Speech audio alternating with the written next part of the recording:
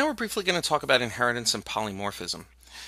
These are two topics specific to object-oriented programming, the things it allows you to do. So object-oriented programming does provide for classes to inherit commonly used variables. So I may have variables that I write that will be repetitive in some nature, and I'm able to repeat their use in other classes. So an easy way to understand this is we'll have a class here called quadrilateral, which has four integers, s1, s2, s3, s4. And we may have a class called rectangle that if it inherits from quadrilateral, it will inherit the actual s1, s2, s3, s4 variables. And so they do not need to be declared within rectangle. We may have created methods called getLength and getWidth, which are not inside of quadrilateral because at that point, let's say it didn't make sense for it to have a particular length or width. You may have only had something about a particular side. But I can even go further and say that square class will inherit from rectangle, and it will inherit everything s1, s2, s3, s4, as well as the other methods, getLength and getWidth, which were in rectangle. But we can add in an additional method called getSide if we wanted to. So what we're doing is we're leveraging the capability of inheriting both some states, some variables, as well as behaviors that are defined within parent classes. So what makes a good candidate for this is called the is a kind of test. Square is a kind of rectangle, and rectangle is a kind of quadrilateral. So if you can say is a kind of, it's generally a good practice that square can inherit from rectangle, and rectangle is a kind of quadrilateral, so therefore it can inherit from it as well. And each time we inherit, we're probably adding more specifics. So we want to add something specific to square that makes sense.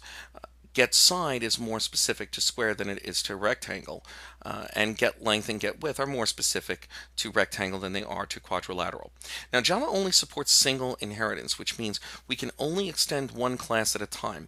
However, you can extend from multiple parents. So what that means is square can inherit from rectangle, which inherits from quadrilateral. There is this linear approach here to inheritance. Square could not inherit from rectangle and quadrilateral directly. That would be a form of multiple inheritance. Some programming languages do provide for multiple inheritance. Java does not. However, Java does have a way around it if it is kind of needed, and we'll see that when we talk about interfaces. So to basically handle inheritance, we use a new keyword called extends. And I've simplified this to just rectangle and square. So before where we said quadrilateral defined S1, S2, S3, and S4, I'm actually defining them now in rectangle for the purposes of streamlining the slides here. So we see that the variables S1, S2, S3, and S4 are declared here in integer, and we could have done this all in one line by saying int S1, comma, S2, S3, and S4. But for the purposes of this, we've done it this way. We've declared two methods, getLength and getWidth.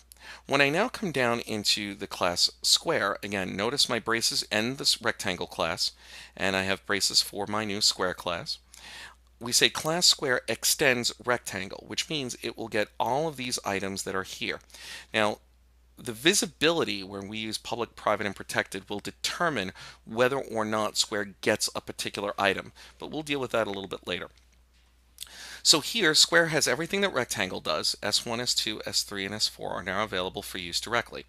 And I may actually have a function that says int setSide integer s, where basically it would take in a value s and then set s to s4, which is set to s3, which is set to s2, which is set to s1, and it may return a value, success or failure, 1 or 0.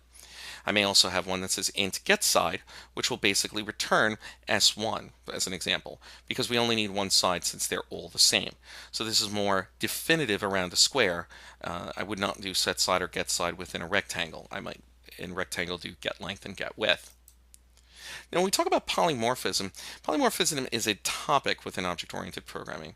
And basically what it does, it says that subclasses can define specific behaviors that are different from their parent class, even though they'll use the same name. So this is basically called overriding. So here we see we have class rectangle with the declaration of the integer variables. I have two methods, getLength and getWidth, which perform some action. I now have class square extends rectangle. Now, Because of the extending and the subclassing of rectangle, it automatically has a get length and get width. But because I actually have now created a new method, get length and get width, this method will override these methods. So in other words, if we use get length within a square object, it will use this method as opposed to this one had this not been defined. And we can see this down here. Rectangle R equals new rectangle, square S equals new square. R.getLength will use the getLength method here, and S.getLength will use the getLength method here.